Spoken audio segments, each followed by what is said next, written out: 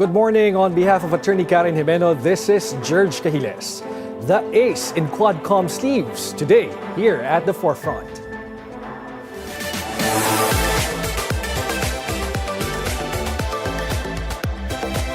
With the passage of Senate Bill number 2868, or the Anti-POGO Act prohibiting the establishment and operation of POGOs in the country, and the House version hopefully to be passed as well, Comm Chairman Barbers just capped off another ace up in his sleeves. He also disclosed yesterday that up to 10,000 undocumented Chinese POGO workers remain in the country, evading law enforcement and undermining national security. He also pointed out that there is an alleged collusion between Filipino officials and Chinese syndicates.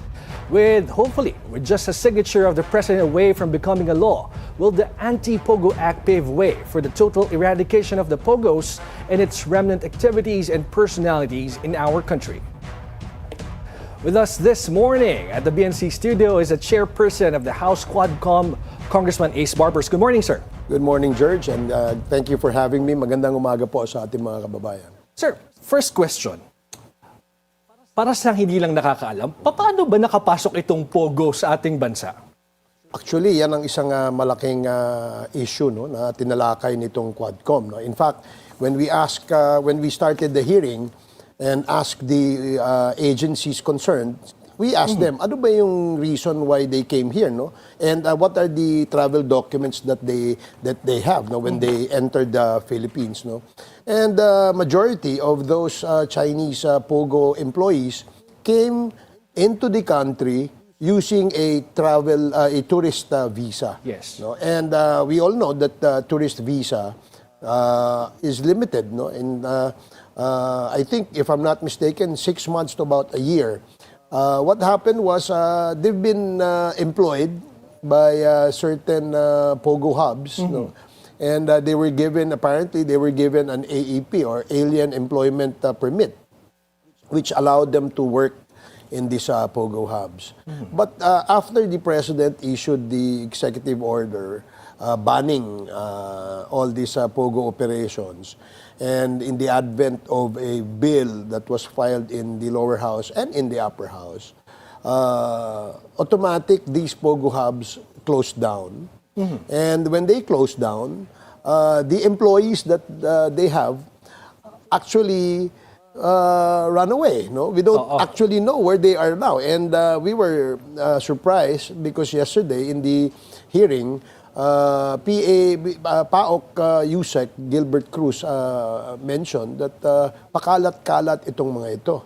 Mas nakakabahala yun, sir, pakalat-kalat. That's correct, no? Mas nakakabahala. Dapat we should have monitored where they are. And after the POGO hubs closed, dapat pinalis na sila. No? Because we don't know. We might be living in a community where there are spies or maybe even criminals. Sir, puntahan natin mamaya yung mga issue na yan. But your reaction when the Senate passed its version of the Anti-POGO bill, what can you say? We're happy that they have their version that they passed, no? And the House will soon adopt and approve this on third and final reading, so that the enrolled bill that will be given to the president for him to sign this if there are no provisions that he wants to veto. So if that happens, then the banning of all forms of online gaming, no? Online, lahat. Hindi lang yung POGO ng mga Chinese, no? But all forms of online gambling will be totally banned. That's kung dito lang ginagawa, foreign. Yeah. All right. Now, sir, pinag-uusapan kasi, sir, dito sa POGO bill, lalo na sa House, no, hindi pa na umaabot sa third reading. May oras pa ba para upuan ito? Because we have a few days left. In fact, we only have until tomorrow. Yes. No? So hopefully, no, even if this bill will not pass in this Congress, there are only a few weeks to go before the start of the new Congress. Yes. And I have a strong feeling that the next Congress, if indeed this will not be passed in the 19th Congress, they will definitely have this passed. Sayang naman ang in-effort nyo, sir, kung hindi aabot ito ngayong Kongreso. Sana maiabot, ano? But definitely, comparing the House and the Senate version, may pagkakaiba po ba? In fact, Gerg, magkamuka eh. No? It's just that the version of the lower house has an encompassing, kasi all forms of online gaming kami. I am not quite familiar what the limitations of the Senate version is, no? But sa amin kasi all forms, no? Whether whatever they call it, Pogo, Pigo, Pago, whatever. As long as online gaming ay pinagbabawal na natin. Sir, kanina binabanggit mo nga yung mga sinasabing pakalat-kalat na mga dating empleyado ng Pogo. You mentioned 10,000 illegal Pogo workers are still roaming the country. So how did you come up with that figure? Well, that figure was given by PAOK Yusek Gilbert Cruz, no, when he reported yesterday during the last Quadcom hearing. Sinabi niya that there are about 9,000 plus, no, former Pogo employees that are still here, no. In fact, when we asked the BI, Bureau of Immigration, they are now undocumented kasi apparently when they arrived in the country as tourists, their travel documents, including their passport, was surrendered to their employer. So I don't know now where they are, no. That's why we asked PAOK and BI to coordinate closely, and DFA to coordinate closely so that they can determine where these 9,000 or 10,000 people are. Even Dole Central Luzon said that they issued alien employment certificates to 15,000 Pogo employees in 16 Pogo establishments in Central Luzon. So you can imagine, what about in other areas? That is correct. No? In fact, nagulat nga kami when the Region 3 Dole executive said that 15,100 plus have been given AEPs or alien employment permits. Baring itong 9,000 na pakalat-kalat, baka ito na yung kakulangan, yung maring yung 5,000 o yung 6,000 have already gone back to their country. But the rest who are still here, still undocumented, so dapat yan ang makita natin. Sir, bakit hindi sigurado kung gaano sila karami? What's the problem? Well, based on this is just based on the figure that Yusek Gilbert Cruz has stated yesterday in the committee hearing, no? And I am sure may kulang pa dyan, no? Maring madagdagan pa yan. And that's why we ask BI, DFA to submit to us documents of all the former Pogo employees who have stayed here or those who have left the country already o bumalik na sa kanilang bansa. Wala po bang database, sir, on that matter? Yun nga eh. In fact, one of the recommendations of the Quad Committee is for all government agencies to related to foreign nationals, magkaroon tayo ng isang database, no, na kung saan at any given time the agencies can access. Kasi if you ask me, marami kasi tayong mga ahensya na nag-i-issue ng visa. Okay. No, meron tayong issuance ng mga export processing zones, no, nag-i-issue sila ng visa. You have Philippine Retirement Authority who also issues visa and travel documents. At saka siyempre yung ating mga consulate, yung mga embassies natin sa abroad, no. And they have different numbers, no? Okay. That's why we want a central database so that we would know how many tourists, foreign nationals who have been issued AEPs, how many tourists who are here or foreign nationals who are here just for a transient visit to the Philippines, etc., etc. Kumbaga, i-consolidate. Consolidate, pagsamasamahin, para makita natin ilan yung nandito mga banyaga. Well, kakailanganin ba, sir, ng panibagong legislation para gawin to? Or baka digitalization lang ang problema? Oo. I don't think there is a necessity for a legislation. But if they would require, why not? No? I think it's not a controversial piece of legislation. But I guess it just maybe an executive order or maybe just an administrative order from the agencies concerned. No? But, sir, yesterday, Kong Dan Fernandez talked about Filipino businesses who are allowing Pogos to be done in their establishments, resorts, hotels, etc. Sabi niya, dapat itong mga to parusahan din. What's your reaction, sir? Well, dapat imbestigahan. Okay. Kasi now that there is already a ban on all pogos, so those that would use facilities such as buildings, office spaces, resorts, hotels for that particular pogo operation, so dapat imbestigahan kung meron bang if they are in connivance. Or if not, in good faith ba sila nagparent ng space? It will now all depend on the investigation. Okay, now, talking about connivance, collusion, sir, sabi nyo kahapon, some government officials are colluding with syndicates. Can you be more specific on that, sir? Well, yeah, unang-una, no, marami tayong mga na-discover na maraming Chinese nationals na naging Filipino, no? Using fraudulent birth certificates and other documents because they're posing to be Filipinos, no? Number one. Number two, because they are now Filipinos, they are now allowed to own lands in the country. But the Constitution limits the ownership of land only to Filipinos, no? Number three, because naging Pilipino sila fraudulently, nagkaroon sila ng right to form and register a corporation under their name. The Constitution clearly prohibits full ownership of foreigners sa ating mga korporasyon. Limitado lang sila sa 40%. And the rest, marami pang mga violation. And this could not have happened kung walang taga-taong gobyerno na in collusion. No?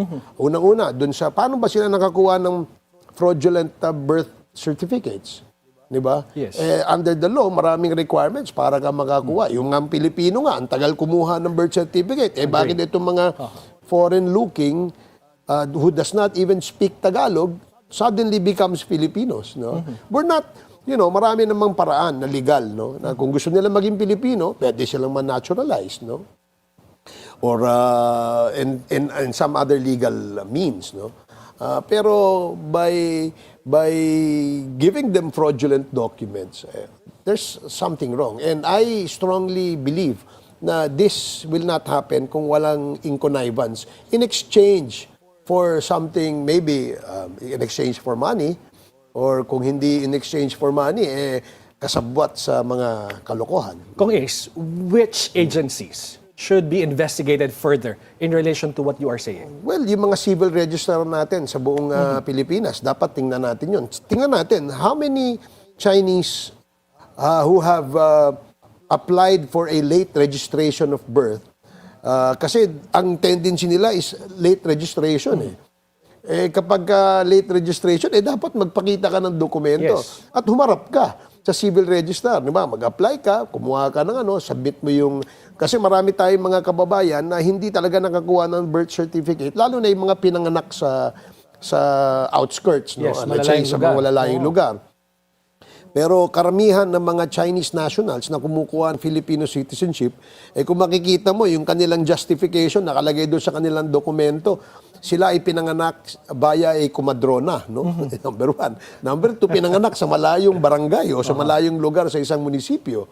Number three, nag-apply sila ng late registration, 20, 25, 30 years old. Meron nga, 40 years old na, nag-apply pa ng Number four, hindi humaharap sa ating civil registrar.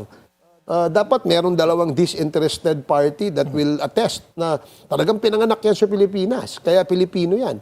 Pero walang ganun, hindi natutupad yung mga requirements under the law. Sir, kahapon, si Immigration Commissioner Attorney Joel Anthony Viado, tinatanggi niya yung mga accusations sa kanya na may kinalaman siya sa mga bagay na to. Do you believe him?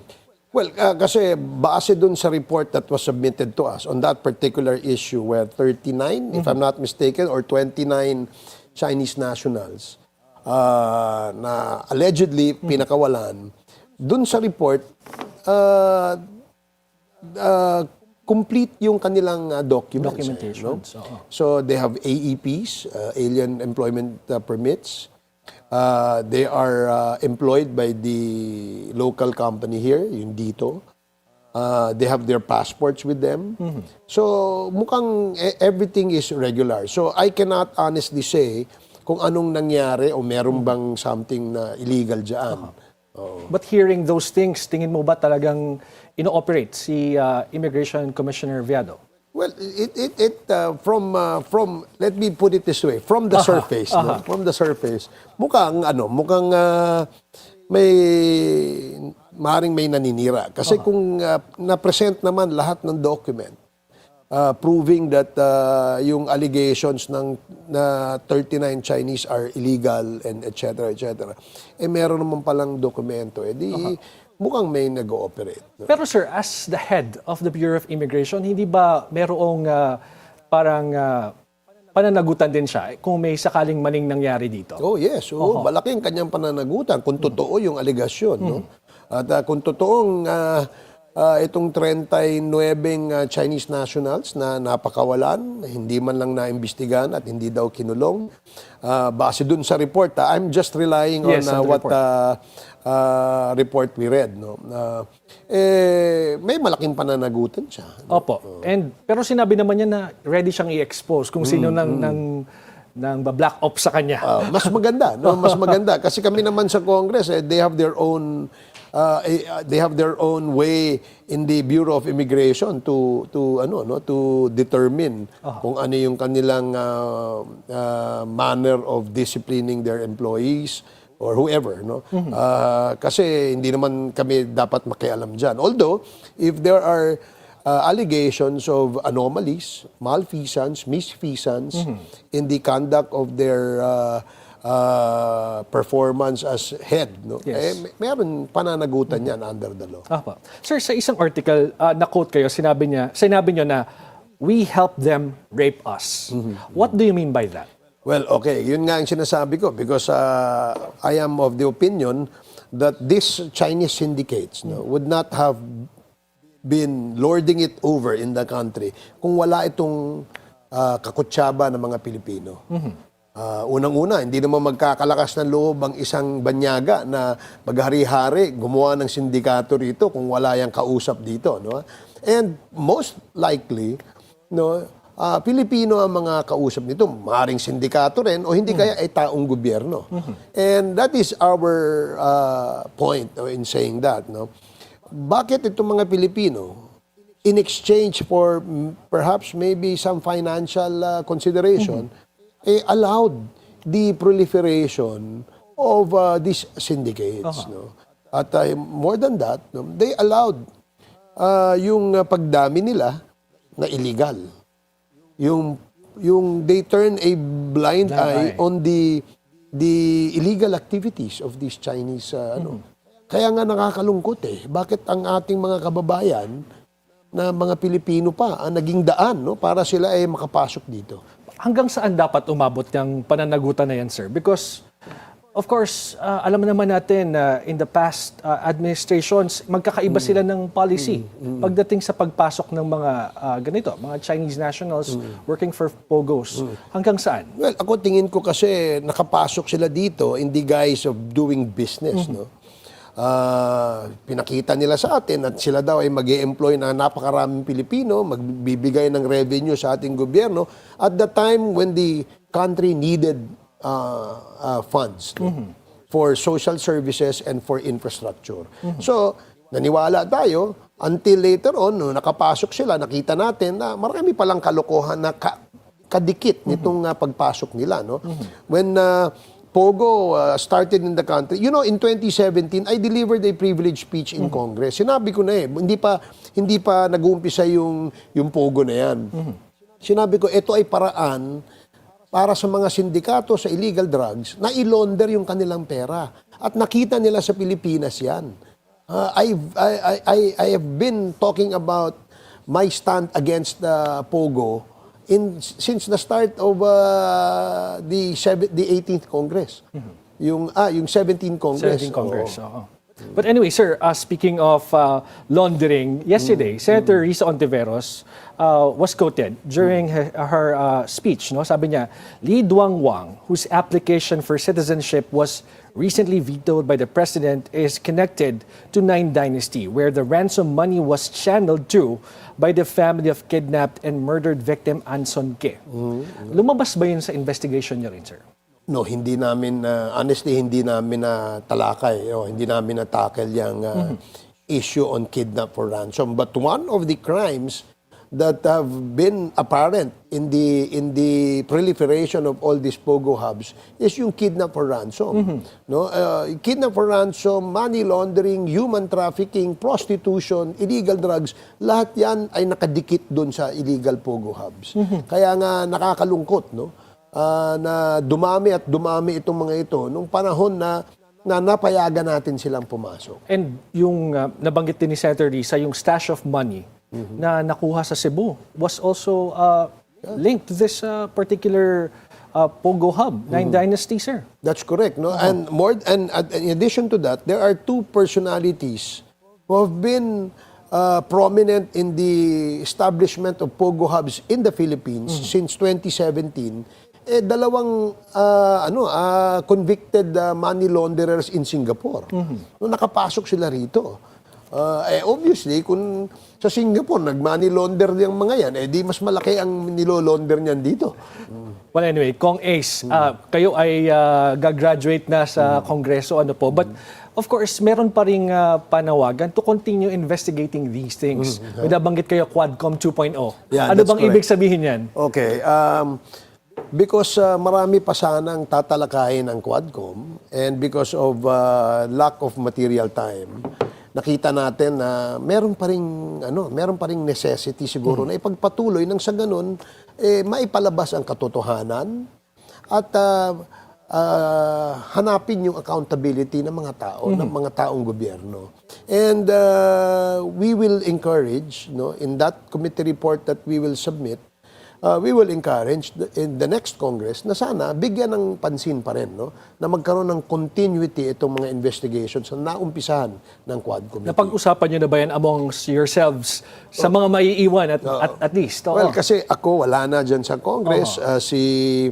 Si Congressman Benny Abante, wala na rin dyan. No? Si Congressman Dan Fernandez, wala na rin dyan. Si Congressman Caraps Paduano, wala na rin dyan. May iwan lang sa amin yung aming overall vice chair, si Congressman Romy Acop. But of course, a lot of the members, no, who have been actively participating in the Quad Committee hearings, including the young guns, no, ano sila dyan? Mayroong silang, kumbaga, reason to continue itong investigation that we have started.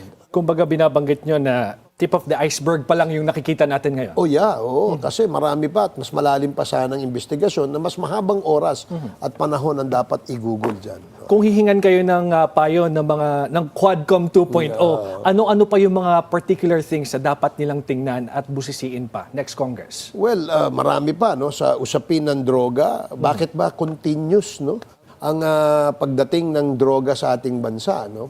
Marami na tayong narinig na justification. Yung iba sinasabi because of our porous, the nature of the being an island, an archipelago.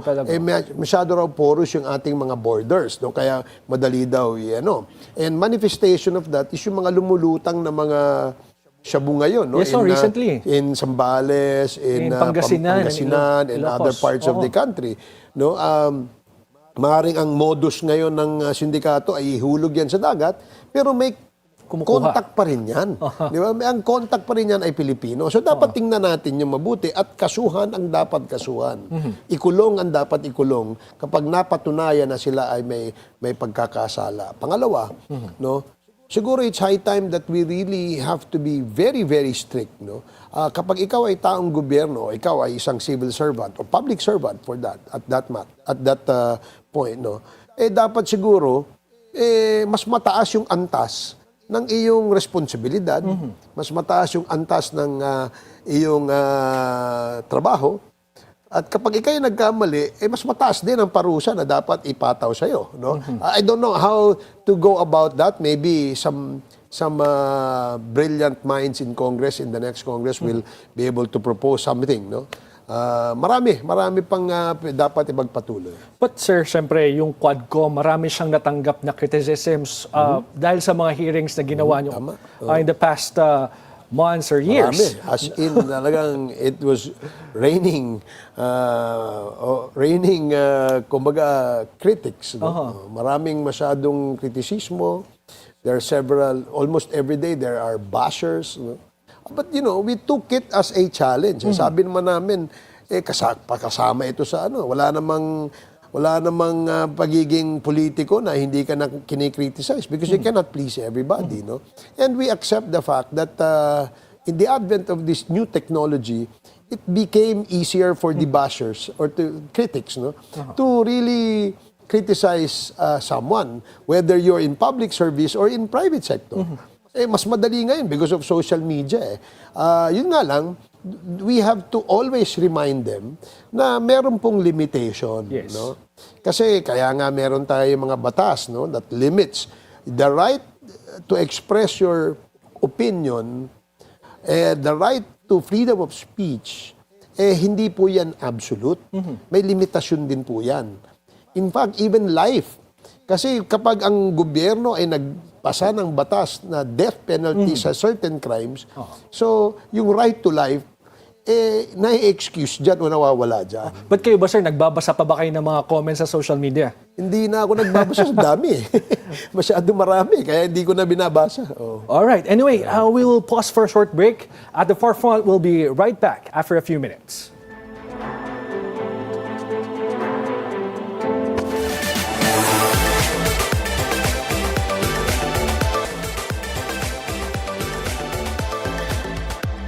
Welcome back at the forefront. Now, Kong Ace, sa tingin mo ba, may mga mas matataas pang opisyal beyond the department heads, agency heads, na sa tingin nyo nagpoprotekta nitong POGO dito sa Pilipinas?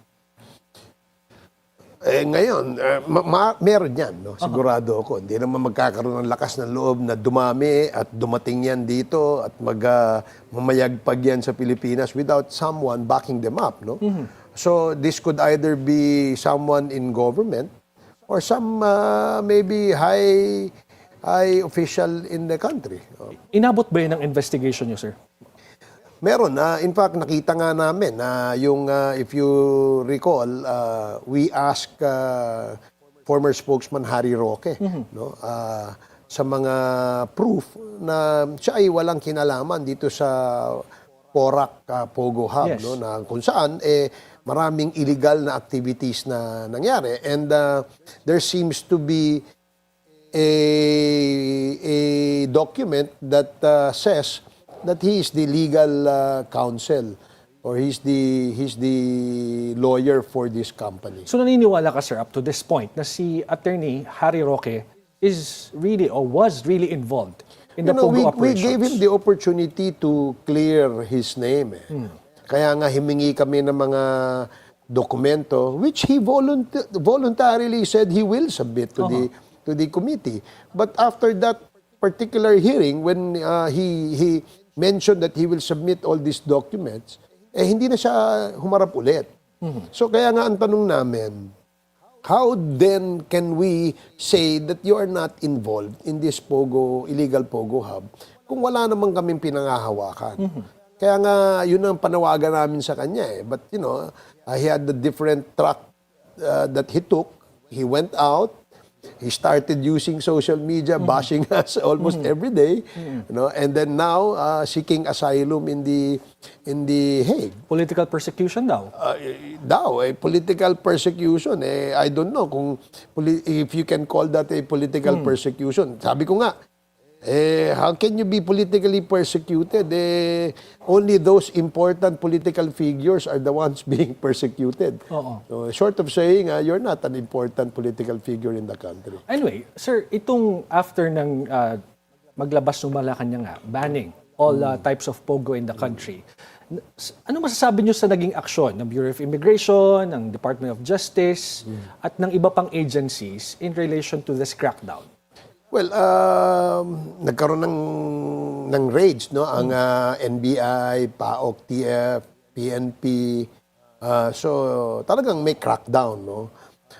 But as I stated yesterday in our committee hearing, dapat proactive tayo. Yun nga, nakawala tuloy yung 9,000, 10,000 illegal aliens, na undocumented aliens ngayon dito sa atin. Alam naman natin saan yan dati nagtatrabaho. Di sana ngayon hinabol natin yan. Nung nag-issue tayo ng ban, sana na-monitor natin saan nagpunta yung mga yan. I also believe that some already went back to where they came from. I think some of them are Vietnamese, some of them are Chinese. But do you think our intelligence and enforcement agencies are well equipped to be able to siguro quell the threats coming from these Chinese agencies? I think they're ang Pilipino well-equipped yan So anong problema, sir, kung well-equipped tayo? Pag intelligence gathering, baka makatulong pa yung mga marites sa kanto. Di ba? So, ayun ang nakikita ko. But I think ang kulang is yung, sa tingin ko, kaya nga I mentioned yesterday na dapat maging proactive din tayo. Huwag nating, ano ba yung ginawa na ng immigration, for instance, after nagkaroon ng ban? Yung DFA, ano nangyari? Sana hinanap natin itong mga taong ito. Because my worry is, kung ganyan tayo ka-relax dito sa mga ito, hindi naman sa sinasabi ko na sila ay espiya, but they could probably be members of criminal syndicates or even spies. Alam mo ngayon, masalimuot ang usapin tungkol sa West Philippine Sea. Yes. At maraming nag-operate, nagtrabaho, pumasok ng bansa mula sa China, bansang China. At ang ating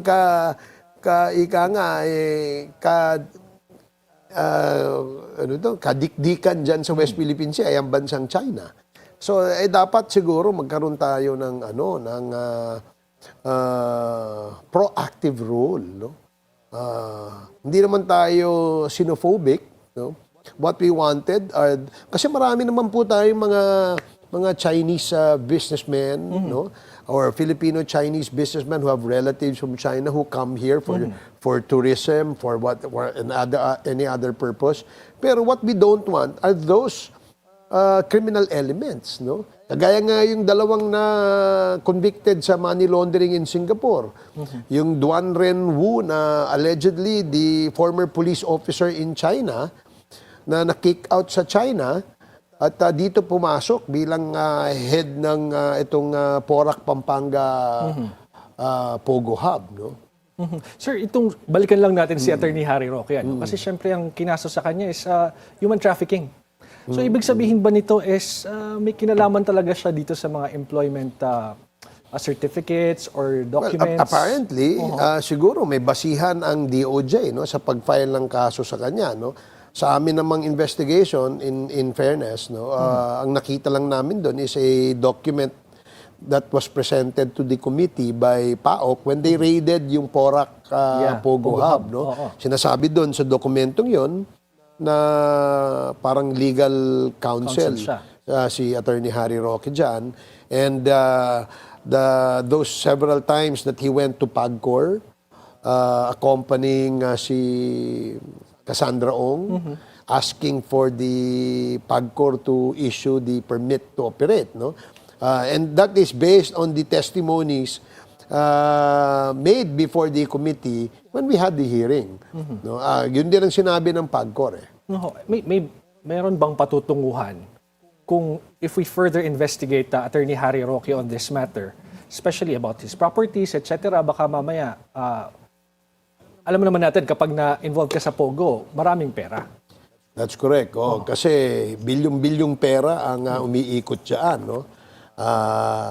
Alam mo, everyday, kaya nga ako, I've always been saying that the Pogo operations is a mere money laundering activity by criminal syndicates, including the drug syndicates all over Southeast Asia. Okay. Now, sir, dapat bang i-review yung ating immigration policies para mas mahigpitan kahit papano? At sabi nyo nga, yung fear of Chinese spies entering our country, etc., dapat ba mas higpit or i-review natin itong polisiyang ito?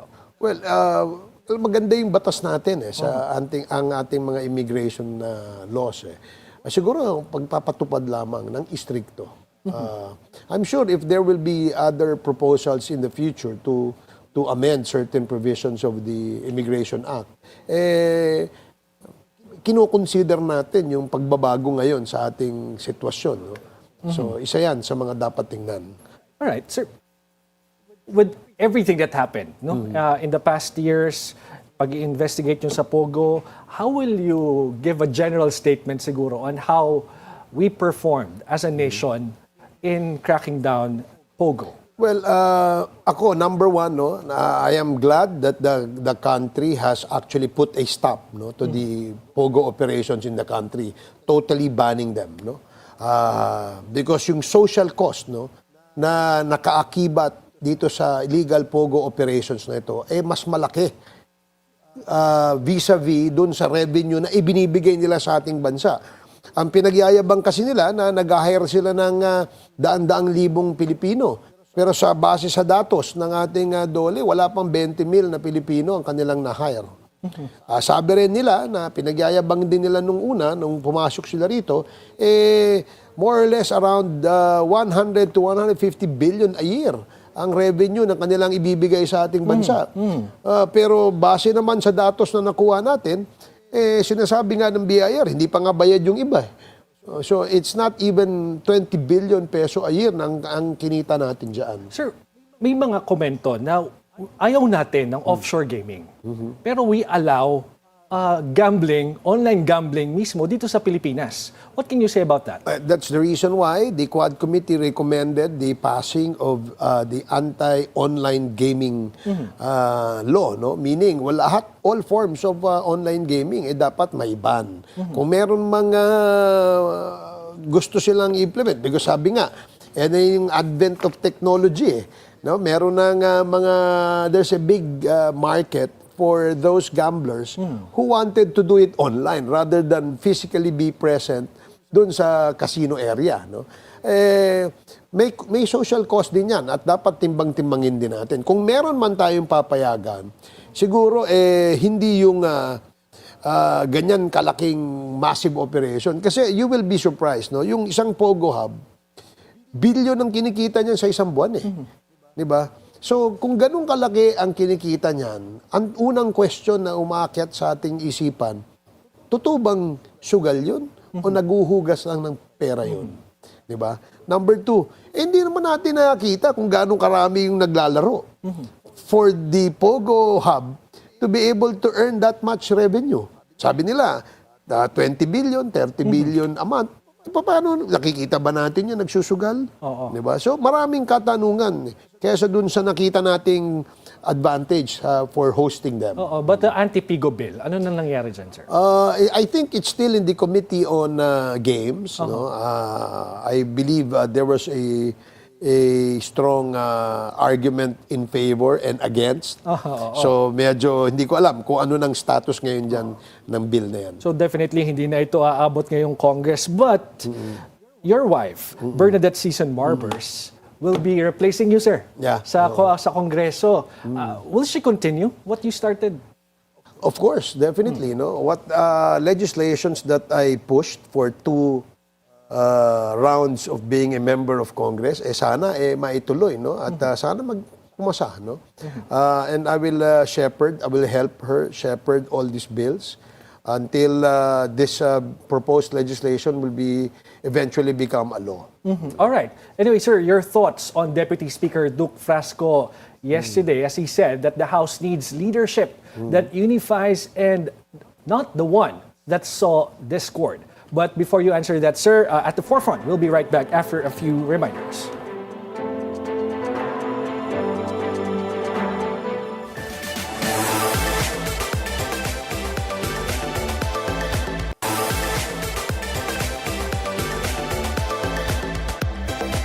You're still watching at the forefront.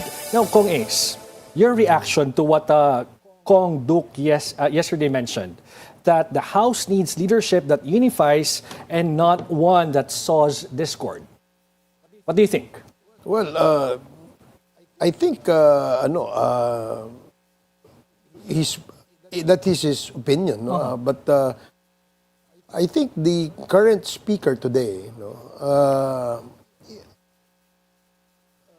promotes unity among the members. In fact, he was the one who created a leadership, party leadership meetings regularly, wherein all political parties, whether you are with the majority or in the minority, are always consulted in several pieces of legislation that needs the attention of the lower house. And that, to me, is already a strong way of showing unity among the members. 300 plus ang members ng Kongreso. At hindi ganun kadali para to get them in one setting and ask them for their opinion and agree. What is commonly happening in our discussions that we all agree to disagree. Kaya yun ang maganda. And that is a manifestation of a strong and united lower house. But sir, let's talk about the supposed manifesto of support to House Speaker Romualdez na sinasabing hindi pinirmahan ni Congressman Frasco. 270 plus congressmen, is that correct, sir? Have you seen that manifesto? Did you sign that? No, I did not sign it anymore because I'm not anymore a member. Those that signed that piece of document, a manifesto of support to the Speaker, is those members who are incoming. Okay. And I think it's about close to 200 already have signed. Okay, close to 200. So hindi 200 plus. Hindi, I'm not so sure about the number, but right. the last time I heard about it is about close to 200. And I'm sure the Speaker Romualdez will be able to get more. Okay. When Congress opens. But did your wife sign it? Oh yes. Sign. We are supporting Speaker Romualdez. Okay. But sir, I believe in his leadership. And he has shown competence, integrity, and as much as showing that unity is important in this house. sa tingin mo ba, sir, magkakaroon ng challenge sa House leadership? Kasi yun yung mga pinag-uusapan lately that someone will emerge and challenge the leadership of House Speaker Romualdez. There will be. I am certain na merong magcha-challenge. But winning and being elected as Speaker, ay malaking question mark yun. Sino yan, sir? Sino yung mga matunog na pangalan ngayon? Well, normally, this happens on the first day when Congress opens, When on the day that the President will deliver his first State of the Nation address. And up to this time, we still don't know who these people will be. There could be more than 2, more than 3. A lot of those that will be interested to run for Speaker will just be running because using that as a leverage for some committee assignments or maybe even positions in the House. Wala ba kayo naririnig na pangalan, sir, na gusto? Interesado at the very least? Honestly, wala. Wala ako na. Kasi I don't think anyone, this is my opinion, I don't think anyone will be more than willing to challenge the Speaker, considering that the Speaker was able to get 90% of support, Or in fact, even more than 90%, ng suporta ng mga membro ng Kongreso.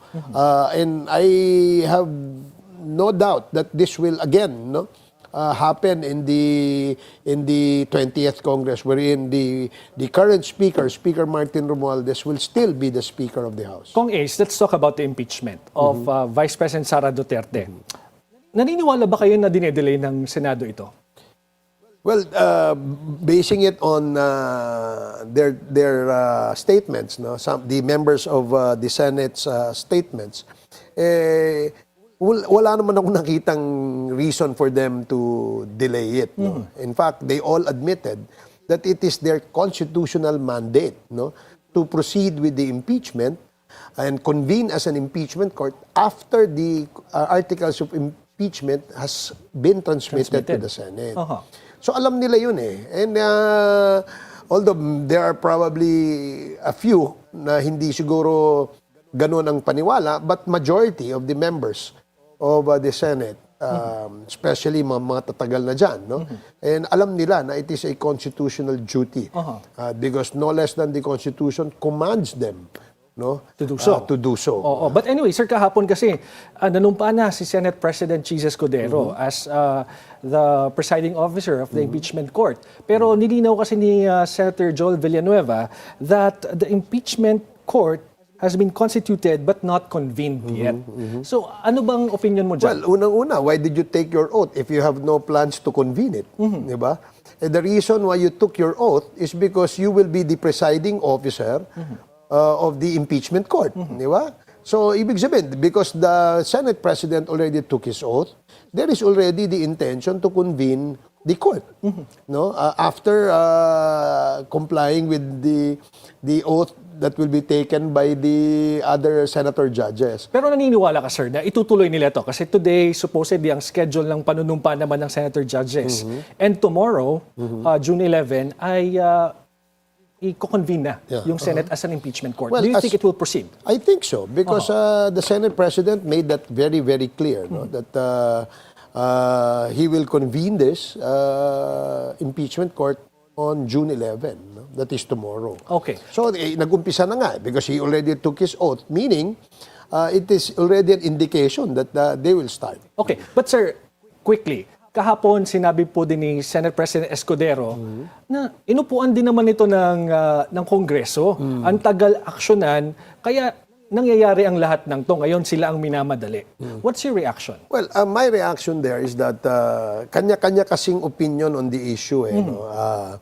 I think kung meron mang mga procedural or substantive issues on the articles of impeachment, dapat pag-usapan yon mismo na sa korte.